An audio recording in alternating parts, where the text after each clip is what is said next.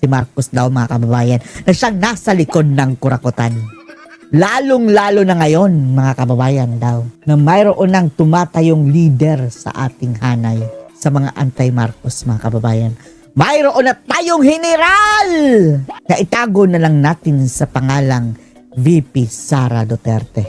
Siya na daw ang maglilid sa atin mga kababayan dito sa ating laban ayon kay Mike Defensor mga kababayan. Panoorin niyo po ha. Meron na tatayo sa ating leader. May tatayo na sa atin para manguna. May tatayo na sa ating leader para manguna. Pwede ngayon meron tayong galaw. Kung anong gagawin natin, lahat tayo nagkakaisa. Alam natin yung, kumbaga sa gera, meron na tayong general. Mayroon na tayong general. Tapos ang kabilang dako mga kababayan, mayroon na silang admiral. Pangit. Pangit ang admiral nila mga kababayan. Sa atin maganda. Hindi ba? Kumilos tayo, kailangan natin magkaisa. Kailangan wag tayong huminto. Wag tayong huminto. Tayong huminto hanggat hindi natatanggal ang Pangulo na namuno sa korupsyon ng ating bansa.